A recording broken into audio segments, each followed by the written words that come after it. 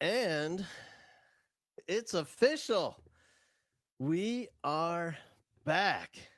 It's been a few weeks, and I tell you, man, Monday nights have not felt the same without doing the Help a Teacher Facebook Live, 7 p.m. For the last few weeks at 7 Central. I'm kind of looking around. I know I should be doing something. I'm just not there.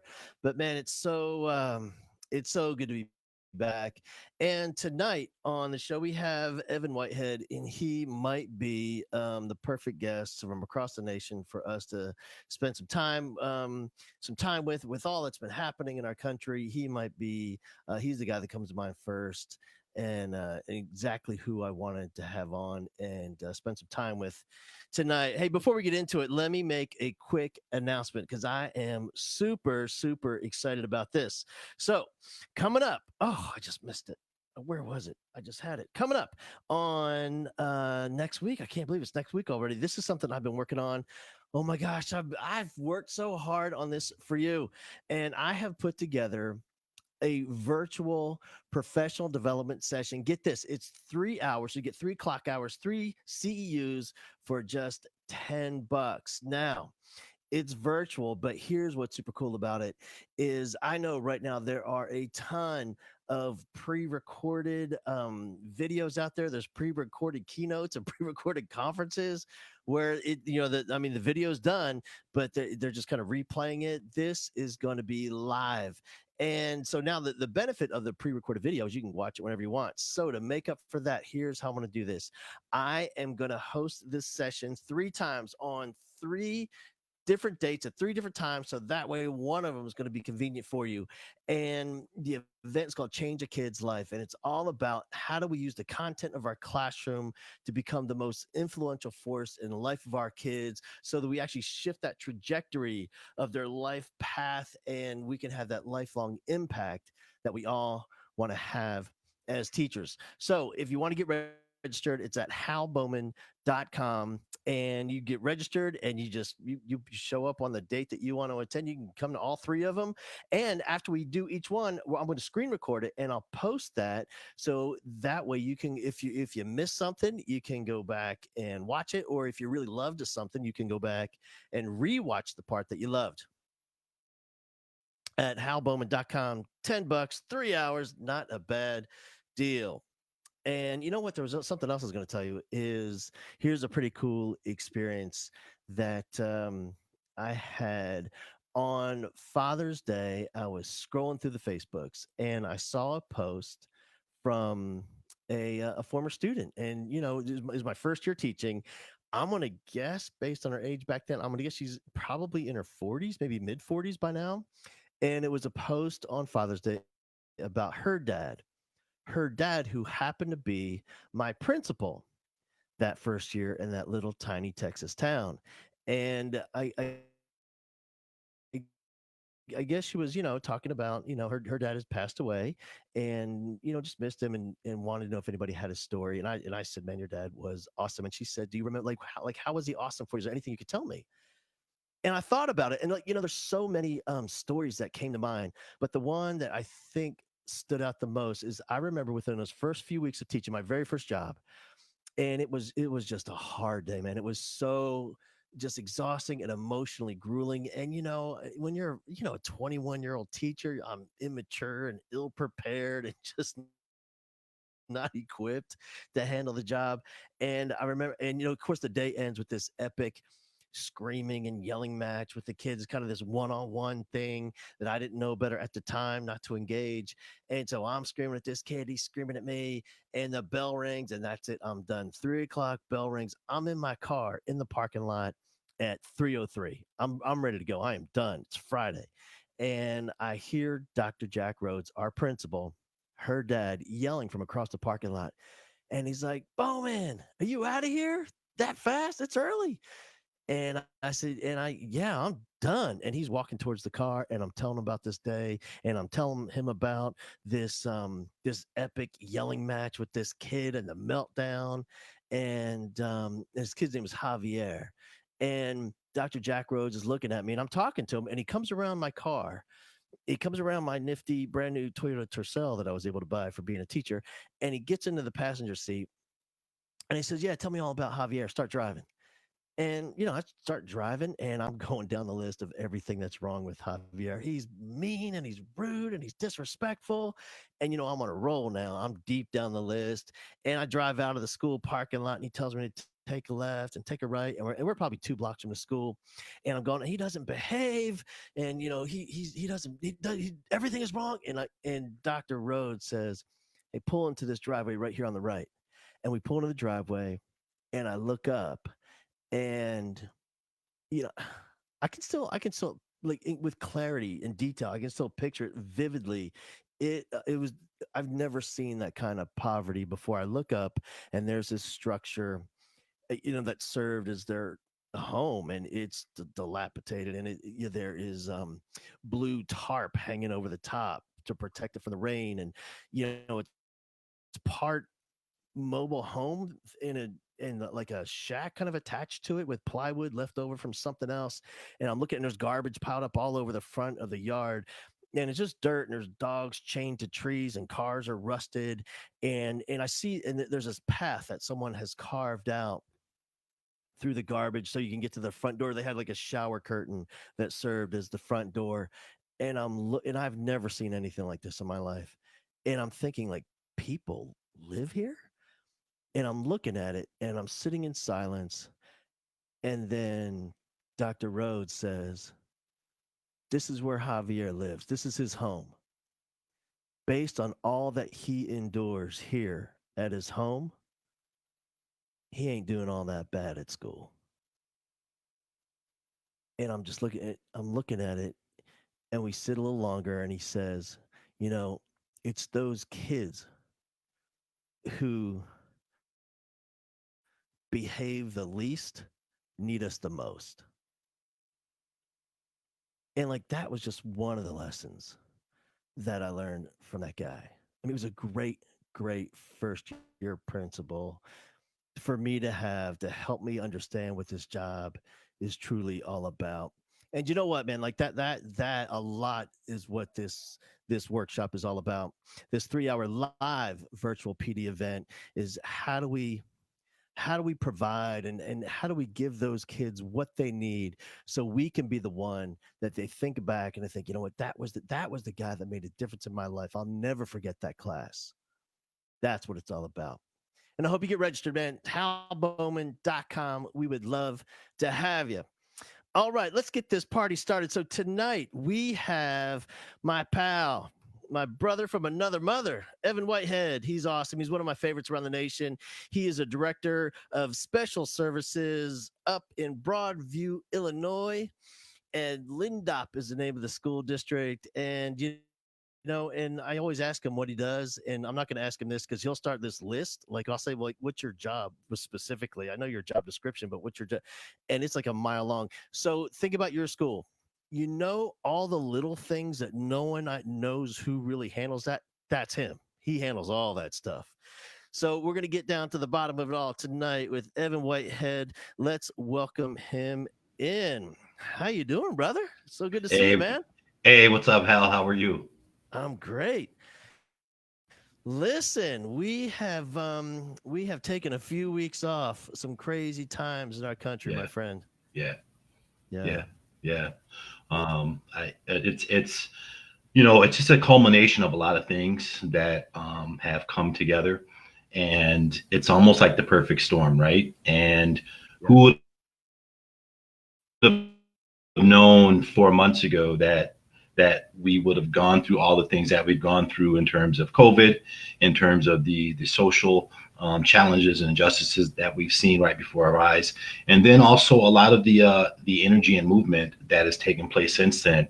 It's almost like everything that we could have thought of that could possibly happen, that could be challenging, happen. But then yet there's a lot of beauty that's coming out of it too. That's just so organic. I'm happy to see a lot of it. I've always talked about that. Whether it's hurricanes and earthquakes and social injustices and all what I've always noticed is the deeper the challenge, the bottom, it's the waveform, and the deeper the challenge, I know for sure it works every time is in direct proportion to the crest of that wave and keeps pushing forward is I think we'll see some beautiful magical moments across our country. Yeah, definitely, right? Because you know, we have an opportunity to rise from all this, and it's almost like the phoenix rising. You know what I'm saying? And when this happens, there's going to be some great things that are going to come about this, and some great life lessons that we're all learning, in the way that we can be better. You know, as educators, there's no time, that we ever stop learning, and I think this is a great time where we can also have some really great conversations that can be facilitated well in terms of our personal learning as adults, but also helping facilitate learning for students and young people. You're one of those guys that I know people look to for answers, and I know during all this time, I'm sure you had think well, Evan, he's a man of color. He has a ton of degrees. He's smart. He speaks. He writes. Surely he has all the answers. Let's call him. Oh man, that's funny. But I think that's kind of what the conversations are about now, right? I think that what you said is correct. People have contacted me throughout this time. They want to know what I think. But I attribute a lot of that is because I have a very diverse group of friends, family members, and I think that because over the years and times, there's been some establishment of trust and respect. So therefore, people feel comfortable to ask me questions, and kind of get some insight. And the one thing that I personally feel during this time is that those questions don't bother me. I'm glad that people are willing to ask questions, because to me that's the first step of admitting that they don't know everything, but really wanting to be further educated. But I always, preface everything saying that, I'm not necessarily the expert, but I can give you a perspective from my experiences into what, I feel, is going on, or what I can do to help out. And the main thing is like, if people feel safe and we create a safe space for people to ask questions about what they don't know, that's the best entry point to doing a lot of this work and making a change, right? So many times people feel that they're either going to be, you know, uh, feel defensive for whatever reason when it comes to issues such as race, social injustices, or people feel as though like, I'm tired of talking, I don't want to talk about it anymore, and then other people may feel attacked. We have to find a way in which we can have the environment in which people really truly feel safe to have a discussion. And I'm glad like we're on here now, Hal, because a lot of things, we and I have had plenty of discussions, from the first time we ever had a conversation to now, that what I would like to see and what I always want to see is adults modeling behavior for children, for young people, right? Having a conversation. Right now, in my opinion, what we're seeing now is a lot of people talking at each other, but not a true conversation in terms of people speaking to each other. And that's where the challenge is. We have to find some type of middle ground in which we can create that opportunity for people to want to learn, feel safe about learning, and then offering support to them. I think we've had so many years of it's almost as if we've been training for to talk at people and here's I want you to know what I think rather than I want to have a conversation so I can understand where you're coming from and being driven by that desire to understand rather than the desire to tell you what I think. I mean, I think that's everything. And you know what, man? Well, here's what worries me going back is these are such critical times to have meaningful conversations. And I see people listing the topics that they want to discuss, and I'm thinking, man, I don't know what kind of culture you have in place in your school, but like to bring that topic up, you better have a real solid foundation of a professional relationship and where everyone knows they're coming from a place of love and everyone understands the heart of everyone in the room. Because if you're throwing those topics out without having a solid foundation upon which we can discuss it, this is going to it's going to be painful. And I agree with you.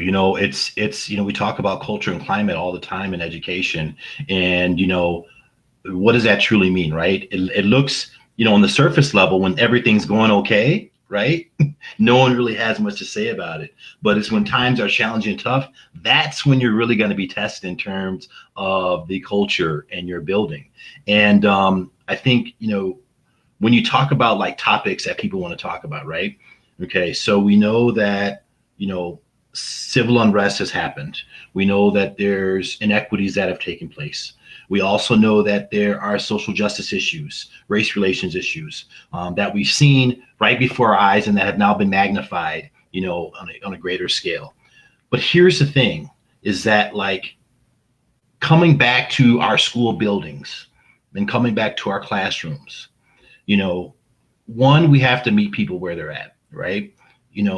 This journey in terms of talking about social justice and equities, anti-racism, et cetera, however you want to couch that, it's like everything's been coming right now so quick, so fast. We have to be fair to the educators, whether they're teachers, paraprofessionals, whether they're instructional coaches, principals, assistant principals, central office admin. We have to be careful about expecting too much for others at one time if they're not ready to do that. Like, there has to be a level of a capacity to do this work that's already built in, right? Because the reality is this, we can do all the reading we want this summer, right?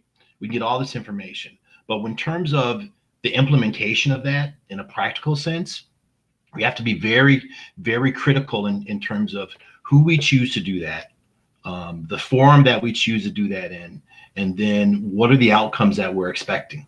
Because what we don't want to happen is that even though there's malintent and it could be well intended, things could go awry just because, as you talked about, that culture climate's not built in. The people that you may be expecting to deliver some of this material and have these conversations, maybe they're not ready to do that. So we just have to be mindful and cognizant of that. And the other thing that's been on my mind for a while, just because of my own study and meeting myself where I'm at and trying to, understand and improve my knowledge base, is I realized that when I'm having discussion with people in these sensitive topics, these areas that I realize the challenge is we have very different definitions, and I've come to realize that sometimes we had the same beliefs but we had very different definitions of the word racism, or we had different definitions of the word white privilege. We had different definitions of the where if we what we realized is we shared the same understanding but we called it different Right. things. Yep. Yep. Yep. That's, so if we think about any type of lesson that we do in education, right? The first thing we want to make sure that there's a common understanding and common language of what we're talking about. And oftentimes things are lost in translation, especially when you talk about things such as race, ethnicity, gender, culture, right? There's so many perspectives. And what happens is that we only know through our experiences. And we can't assume that our experiences are going to be the same as others. And that's when that language comes into play, because language is extremely powerful, right? It can, put the amount of self-esteem in someone that they can conquer the world, or it can defeat them and they feel like they never even had a chance. And that's what we have to be so crucial about with our young people, and even with our peers, our colleagues, because, as you said, things such as race, racism, discrimination, anything where, disenfranchisement, when you're disenfranchised, when you're marginalized, all those things that come into play. It's like, what is that perspective? What does that mean for me, right? And what does that look like in my world? And I think that the first thing to do is get that common language, get that common foundation, just like with discipline, right? Every teacher probably has an expectation of what the code of conduct says and what it's supposed to be in their classroom. However, when it's a code of conduct, there has to be a common understanding so that there's no misunderstanding between students, teachers, or parents and families when there's an issue. So just need to make sure there's a baseline that we're starting from. what's interesting is when you were talking about having that you're like, this is where you're about to find out the culture of your school that you because this when things get hard, because when things are smooth, when like a typical first of the year, everyone's happy, no one's burned out, we're rested, we're back to Right. school. Hey, somebody brought donuts, all right, it's a party. But I mean, these are really challenging times, and I think a lot of school leaders, school administrators, and teachers are about to find out really what it means to be a school family and what it means Yeah. to love each other and maybe have some disagreements like we do at Thanksgiving, where we all love each other at the table, even though some of us have different thoughts, Right. but we can still hug, at the end of it and be okay. It's no different than as a classroom teacher. I remember I thought we had an amazing, I thought I was great at classroom leadership right up until the day that I was out sick. And then I came back and read that note from the sub and like, oh my, what happened? And then I realized, wait a minute, if that's who we are when I'm not there, that's not really who we are. Right. Yeah. We really have to have more integrity in our classroom family. And so, man, this is going to be a challenging and I think just a year full of growth. And just like I think we'll see in our country, I think we'll see that in schools as well, is as we work through all this, I think those schools with great leadership in place will come together and be a stronger, loving family as a result. I agree, and I think that what this is all leading to is something that is very near to dear to my heart in terms of what I believe in education is that when we talk about social emotional learning and well-being, right, what does that really mean? And for a long time, the idea of SEL, social emotional wellness, was either not given a lot of credit in terms of weight, in terms of what it means and the impact that it has on academic outcomes, or it was looked at as like a subject area, right, or a class. Yep. But I think that this is showing everything that we've seen from COVID in terms of the reactions of that, in terms of what has happened, right? Because the reality is that when COVID hit, it was so abrupt and it happened out of nowhere. For lack of a better term, it was a traumatic experience, right? Everything stopped from what we knew, what was normal. It stopped right away, and that is basically trauma. It's not the same type of trauma most of us think about, but it is, because the world that we knew and how we operated, it just stopped abruptly and it changed. So with that being said, you combine that with what has taken place in terms of social justice, racial issues as well. That's another form of trauma for a lot of people.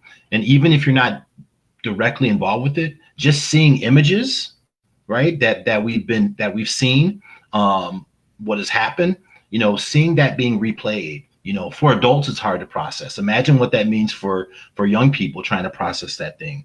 So for me, my core and my anchor is always social emotional learning, right? And I think about it in terms of a three-prong approach, right? It's about students, but it's also about the adults, right? The adults that are working in that building, the adults that are working on that campus. And then also it's about parents and families, right? So if we're going to look at SEL truly as being interwoven into the fabric of what we do, we have to look at all those components, because we can't work on SEL for students but not work on it for the adults to make sure they're where they need to be and what they should do.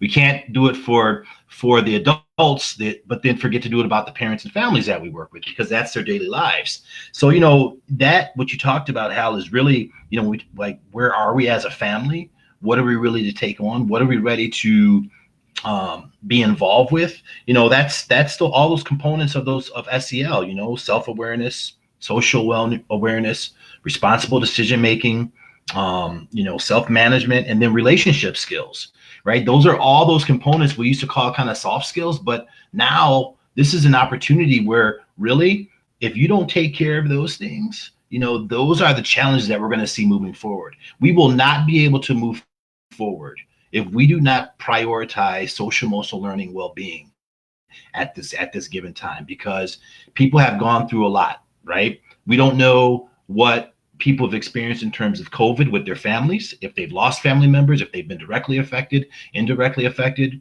We don't know how that's looked for students. Because if parents may have lost their jobs or been out of work, or financially they've been put in a situation that has changed for them, and it rocks their world and changes things for them. And then also just the idea of there is a lot of hurt right now.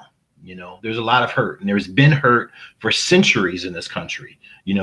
But now, because that hurt, and it's being expressed and people are feeling it, you have things going on from multiple angles. And if we don't learn to put that as a priority and take care of ourselves and our students and our families, it's going to be hard to even get back to academics, right? That, like, academics is going to be an afterthought, because we need to say, how can we support everyone for their well-being, to make sure that they're okay, so then they can be the best versions of themselves for everyone else. Where I fall short, man, is and what you're so good at, I guess, because you're in that space, is I mean, I'm always kid focused. You know, I you know I'm always focused on where are we in terms of the kid, and I forget about the teachers. I forget about the parents. I forget about the adults in the system, and that's really that's really important, man. Like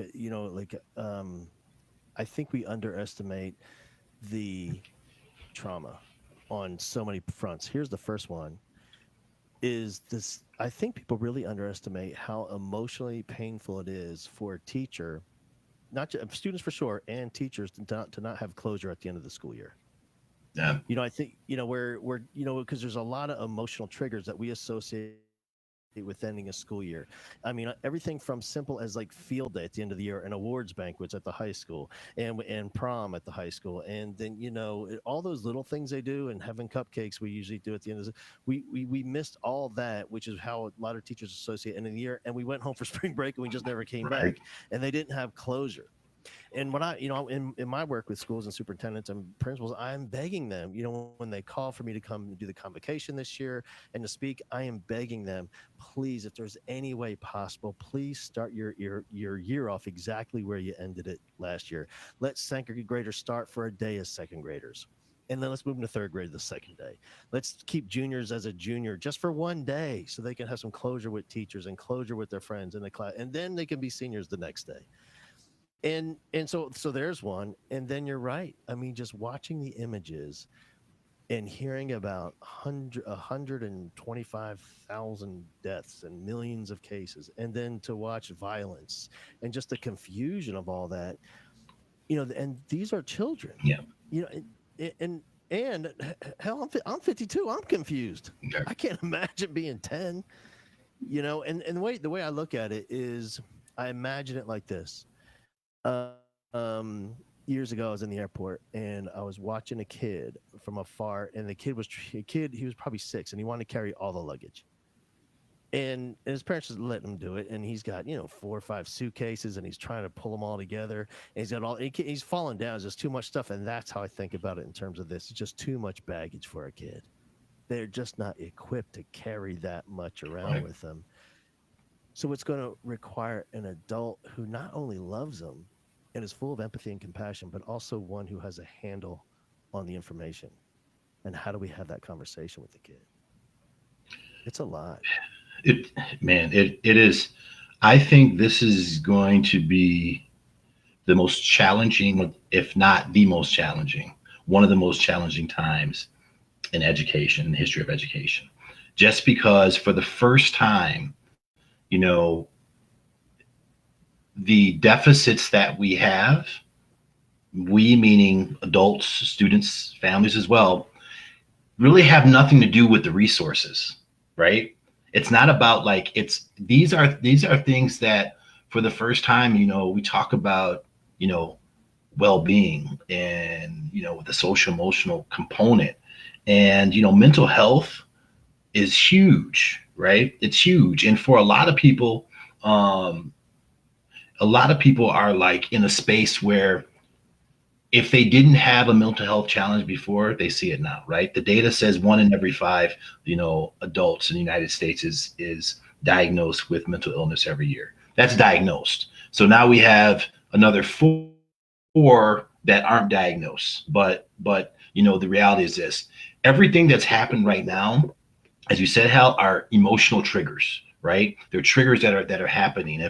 And as we go into the school year, really we need to make sure that everybody has a handle on everything, and they can start the year off right. Like closure is so huge, right? Not knowing, anything and just being left, kind of in limbo is so tough.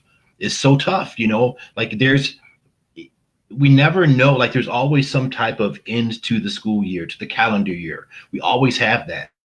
But this time we couldn't do it. And then on top of that, we couldn't even be in person. So now you have another piece of isolation that was created for health reasons, obviously, but it's still tough. It's tough for that. And I think about what is it that we need to make sure that we're working on in terms of support for adults and support for children when they come back, right? We know that there's been a decrease in, nationally, there's been a decrease in the number of clinicians, psychologists, social workers, counselors, right? And now more than ever is when we need that. And for me, this is a great opportunity when we talk about collaborative partnerships and relationships, where we have a lot of those agencies that are community-based agencies, right? That have the resources. This is when schools can partner with them, because it's going to be very untraditional or non-traditional in terms of what we're doing. So we can partner with them. Maybe we don't have the expertise, because how often do we have to deal with trauma in schools? Usually, unfortunately, it's something very unfortunate, like, some violence in the school, or there's a death of something of that nature. But this is something where, like, the experts that have the ability to work through this and work with young people are needed. And I think that, as schools and school leaders and central office folks, I'm talking directly to them, because they're the ones that have their decision makers do this. This is a time we can finally open our doors and kind of unlock the school a little bit, because historically it's been tough for a lot of community-based organizations to come into schools. We're very protective, but now we need their expertise, because everyone's going to need it. There's going to be a day where someone has a trigger that we're not even prepared for. That's happened during this time. There's going to be a time when a teacher's going to need something, administrator, student, a parent's going to come and just have one of those days. And we got to be ready to do that. And it's going to take everyone to be on the same page, to be committed to do this and prioritize this. Man, as I think about, through my students, I can tell you this, and not everybody has a different demographic of kid that they teach, but for me, most of the kids that I have taught, when I look back, and this is anecdotal, but I know it's pretty darn accurate, is I can think back, and of all the kids I taught, I'm going to estimate pretty accurately about half of them had two parents in the home. Most of them were, 50% is a single parent, or they're in a grandparent home or a no parent home. Most of them were fatherless homes that were a single parent home. And so in those homes, oftentimes there wasn't a lot of support for kids in normal circumstances. This is an extraordinary time. Now, if you take it, let's say a kid has the ideal childhood, and two parents, they're involved, they read books on parenting, they got the kids signed up for all kinds of stuff, they go to youth group, the whole deal, right? In scouting, everything you want. Do they have a handle on how to talk to their kid about this? And if they do, are they confident enough in the conversation to have with a child? So I have a feeling that in just a few months, we're going to have millions of kids stepping back into classrooms, extremely confused, on edge of a meltdown. Yeah, yeah. You know, so I do a lot of work with Ruby Payne's company, and doing a lot of work around emotional poverty.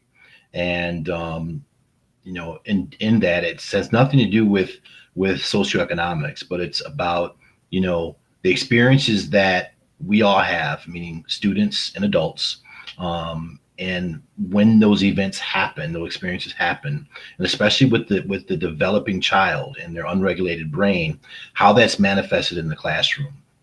Right. So through that workshop and training that we do, we work with teachers to begin to recognize that, and understanding that. And then also we work on and provide tools and tips for the adults too, because, like you said, Hal, to have those conversations with with with your child, even if you have the quote unquote most supportive home ever, like to have conversations about everything that's taken place and how to navigate that, that's a lot. And you know, I think we have to once again understand what is going to be the focus when we get back to school, right? What is the purpose when we come back to school? You know, is it going to be, once again, are we going to be chasing the date to the standardized tests, the state standardized tests that we have? Are we going to push that? Are we going to assume to just jump right back into what we were doing before?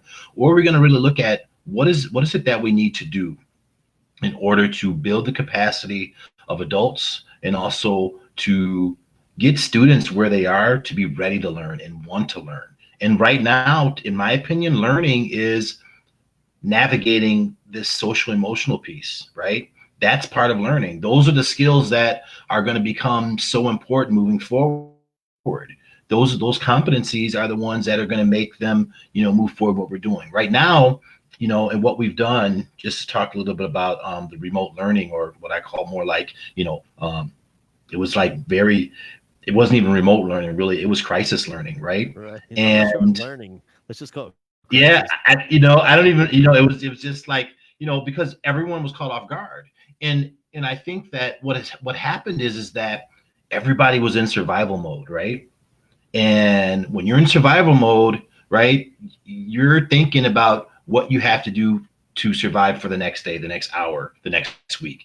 And I know, Hal, you and I have talked about those families and students that we worked with, right, that are in survival mode when they're coming to school.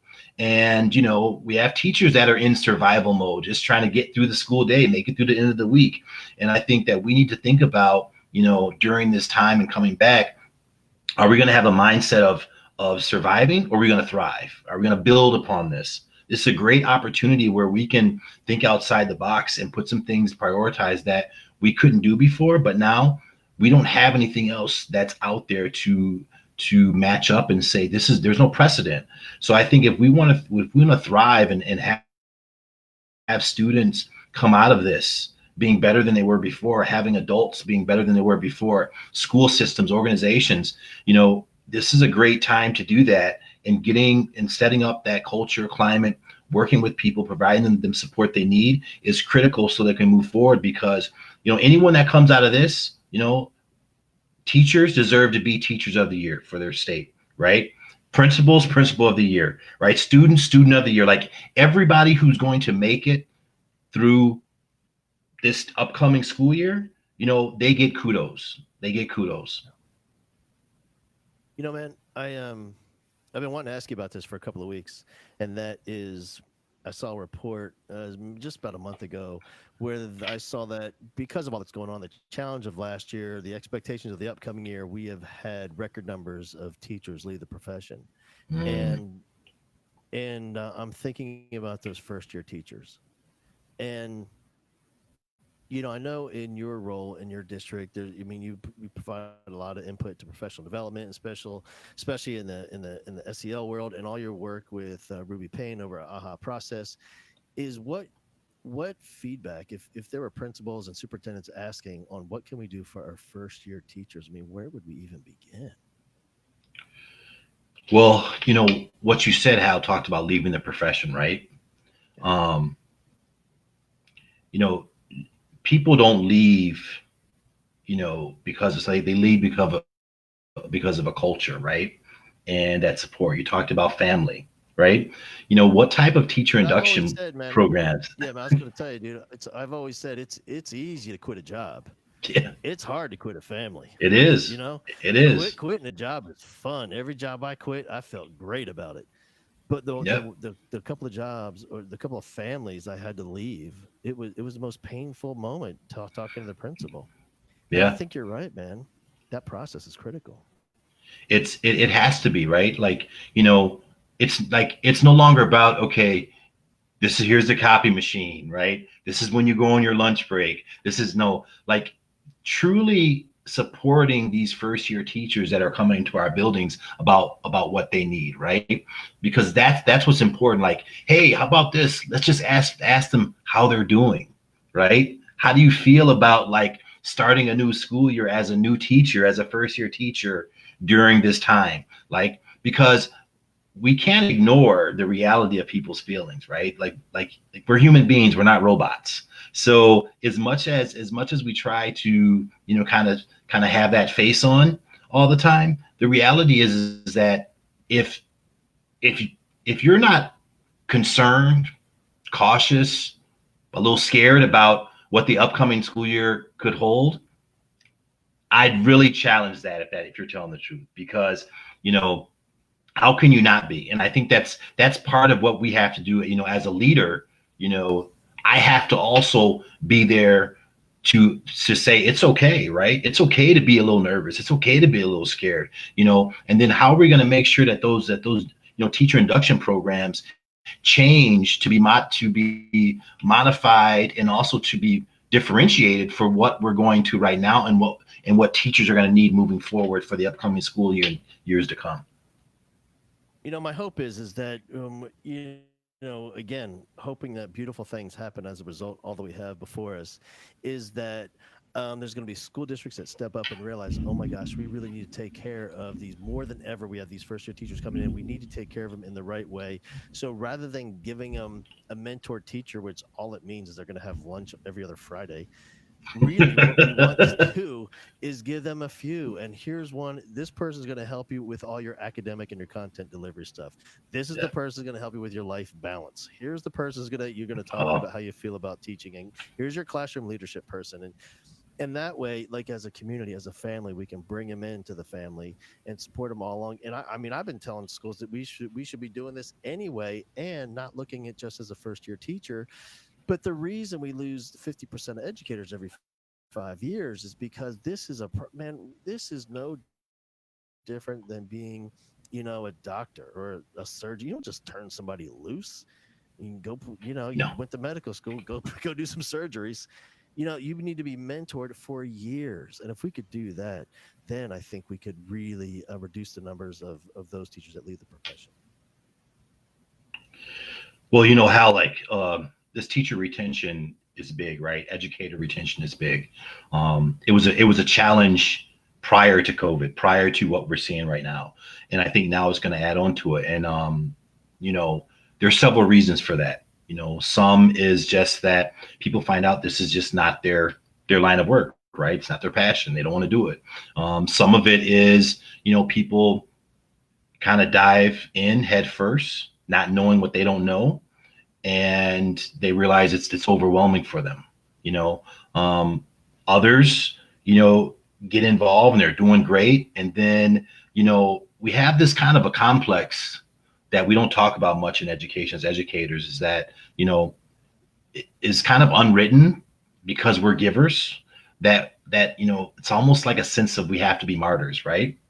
And we're giving so much all the time, and trying to fix and trying to do this. My concern, as as we've talked before, and kind of what I talk about, is that sometimes we're not taking care of ourselves and then others, to make sure that we need what needs to be done, because teacher burnout is real. Educator burnout is real. And depending on where you are in your role, like some of that burnout rate and some of that turnover is higher. Like superintendents, you're talking average 5 years now in the school district, to do that. Folks that are overseeing special education, like directors of special education, about 5 years, in the school district, because teachers that special education teachers that are teaching Title I students, English learners, like when you have higher need, you're in an environment where the needs are higher, all those things come into play, and it's about that foundation.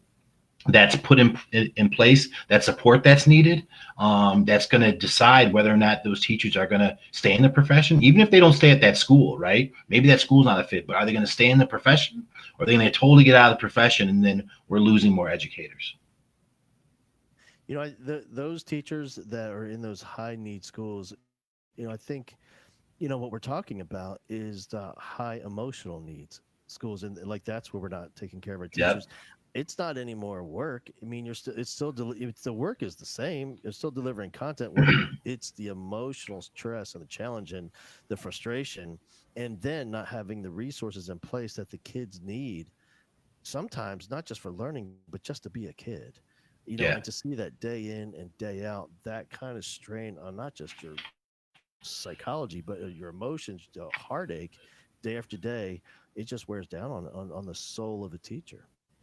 It does. And there's a thing called compassion fatigue, right? And we see that a lot in terms of first responders, social workers, because you almost are feeling what your clients or your students are going through in terms of education. And that's what it is, right? You try to give so much, but all the things they're going through, you begin to feel because you see it so often. And I think that we have to be mindful of that as educators, right? As leaders, we have to be aware that that's a real thing, right? There's a reason why certain professions have more people that have mental health challenges, right? We have to be aware of that. It's true. A little bit, about the kind of for me why I push so much about my 3 B's, my balance, boundaries, and breaks. It's critical. It really is. It's critical. I mean, man, you talked about it. You mentioned a couple times balance, right? Like, Yep. like that is probably the most challenging thing for all of us, regardless if we're educators or professional. It's balance, right? It's Yeah. it's it's how do we find out what we should be giving energy and time to and what we shouldn't? How do we feel okay about if we can't give something time and energy and effort, right? That is so critical. And I think that's one of the biggest things that ends up happening to a lot of folks, that this kind of burnout, because they feel they have to try to do everything at once. I'm glad you brought up 3 B's. I knew we were going to get there because I mean, it's first of all, teachers love any sort of acronym or some sort of consistent, the 3 B's or some sort of a saying. It all fits right in. And so when you apply the balance, boundaries, and breaks, and for school leaders, and here's what I know that it's almost as if for a lot of our these amazing heroic teachers, it's like we have to force them sometimes. They have to be forced into boundaries. They Yeah. have to be forced into taking a break, forced into have some balance in their life. And for you, in working with those administrators, how are you helping them apply the 3 B's: boundaries, balance, and breaks for their staff? Well, just briefly, for me, my balance, boundaries, and breaks literally saved my personal and professional life. It really did. It literally saved my life. It's rooted in mindfulness, in terms of understanding that that being present and being aware, and then also into dialectical behavioral therapy, which focus on a lot of understanding that there are different routes to things, and that there really is not necessarily always a good or bad, but there's some middle path. And for me, I was just as guilty as everyone else in terms of the balance, right? I got into education. I just finished my 22nd year. I did a lot of jobs early on, starting from like a crisis interventionist, teacher assistant, and then at 34, I became an assistant superintendent. Which I don't know in other places, but that's pretty young to become an assistant superintendent. And with that piece, like, people don't say, "Oh, slow down, you're only 34. Don't worry about it." Like, everything that comes with it, comes with it. And for me, I got to a point, in my career where, like, everything was just kind of going, it was a lot was going on. So, the balance for me was huge. Like, and it comes down to this, decide what you want to put your time, energy, and effort to, right? Because we try to do a lot, but the reality is we have to balance everything. We have to figure out what we can do for our families, right? We have multiple roles, responsibilities. We may be a spouse, we may be a caregiver, we may be a significant other, we may be a parent, we may be, what have you. We got to figure out, what are we going to put time and energy, effort into. And the same thing for work, right? We have to figure out what are we going to do. And to me, the balance is about putting all that, the time, energy, and effort into things that are going to be reciprocal, right? If it's not going to be reciprocal, it's not worth it, because what you keep putting out, but you're not getting anything back, right? That whole piece about being able to get our own cups filled, that's a part of the balance. We got to do that. The next one is the boundaries, man.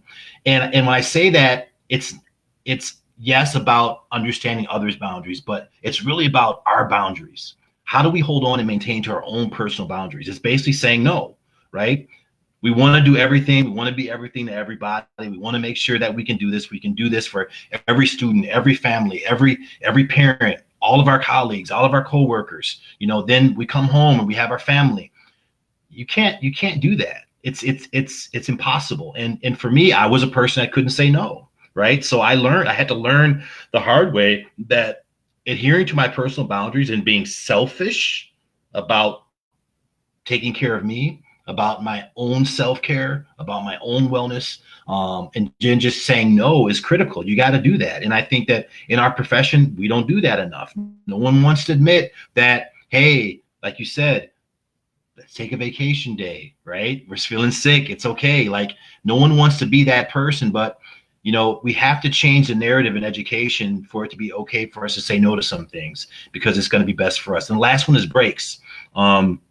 And this is really for me. I'm a mindfulness practitioner, and I was also the person in my career previously that wouldn't stop. I was always, what's next, right? Became assistant superintendent at 34, pretty much fast tracked. Now what's next? And always taking things on, because I formally got into education later in life, so like I felt I will always had to catch up. In playing catch up, right? You don't typically care about yourself. You have that hyper focus, that laser focus, and that's all you care about. But you know what? I had to realize that I got to sit my butt down and take a break, right? You got to pause. You got to pause. And that's what mindfulness does for me. And it, even if you can't take a vacation for a week, 2 weeks, a day, you know what? Take a day off. Take a vacation day. If you're an admin, you know what? Sometimes you're sick, right? And what do we all do? Push through. We come to school. We come to work. We're going to push through. And we're not realizing when we do that, we're all actually make it harder for us to recover and make it harder for our body to recover. And for me, this breaks is about taking the time, even if you meditate. Like for me, it's part of my program. I wake up every morning, I meditate first before I go work out. No matter what, I got to get it in, because I know it anchors me. It gets me centered. It starts my day right.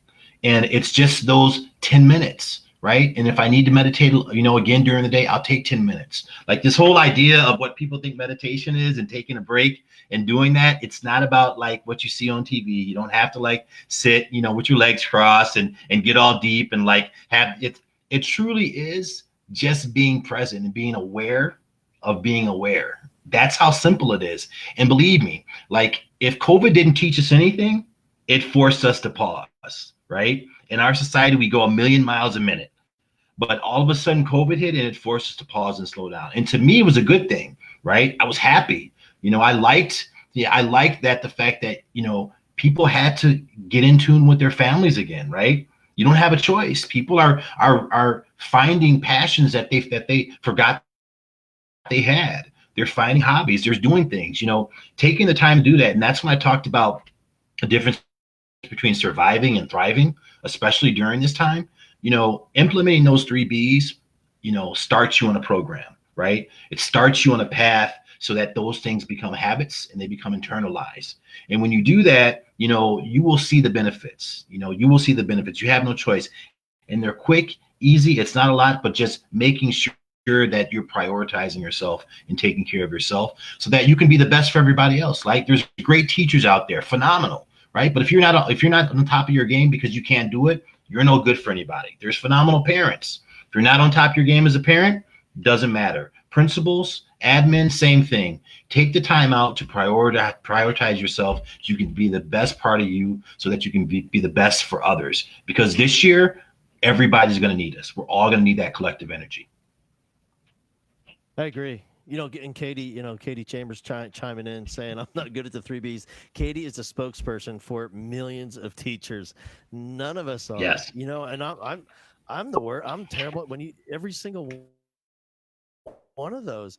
And I think we bring it on ourselves because when you start saying yes, then they quit asking. They start just letting you know you're now the cheerleading sponsor.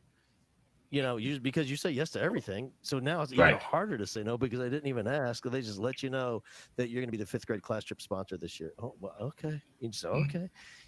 Because and then again with taking a break. I mean, it's almost. I can't even get my head around that as an option sometimes, even though we absolutely need it. And I want to tell you a quick story that I thought I'll never forget. This is when my daughter was in the third grade. I went up to the school. I was talking to her teacher, and she was a first year teacher. She was a Teach for America kid. And I mean, just a phenomenal human being and just so smart this teacher was, and just world class teaching in her first year. It was unbelievable to see. And I said, well, hey, what do you think about the school here? And she was telling me what she thought about the school. And I said, principal's great, right? And she goes, yeah. And I went, what? And she goes, yeah. And I said, well, you don't think she's awesome? She goes, no, she's awesome. I said, well, what does it tell me? She goes, what do you really want to know? I said, yeah. She says, I think she works too hard. And I said, what do you mean?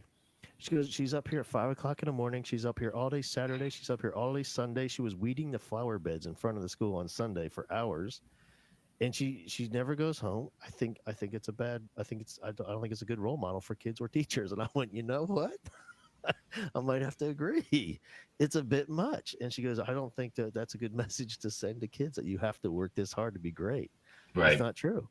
No. And I thought, man, so much wisdom for a 23-year-old kid. Spot on. Yeah. Spot on. Yeah.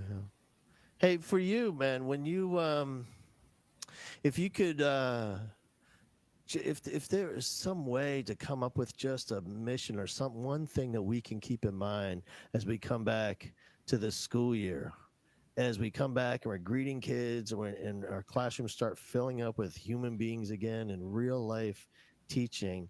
For you, if you had to come up with a mission, a theme, some sort of something everybody could get on the same page collectively with in a school, what would be the message, you think? For me, it would be that understanding that every point of contact that we have with with an adult or a child in our building, it's an opportunity for working on some of those support SEL, social emotional well-being pieces, right? From the time that you greet the student when they come in, from the time they come in your class, if you see them in the hallway, simple things such as how are you doing, right? How was your day? Smiling at your colleague. You know what I mean? Good morning. Like, I mean, such little things that we took for granted that when we weren't able to be in the same physical space as people, that can mean so much, right? Because there's a lot of young people, a lot of students that have been coming back that we don't know necessarily what was going on in their household or their environments, right?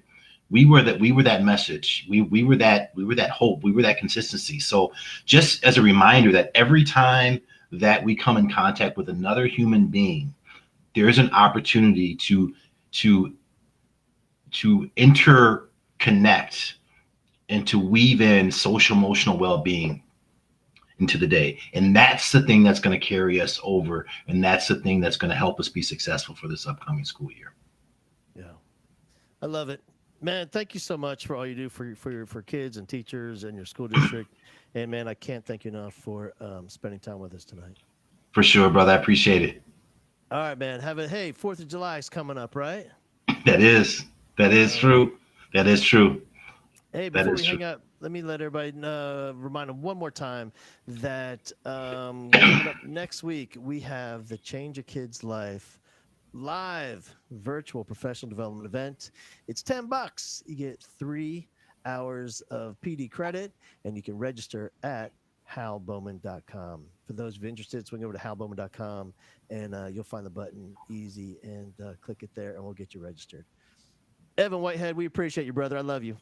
Thank you. Peace and blessings, Hal. Take care, man.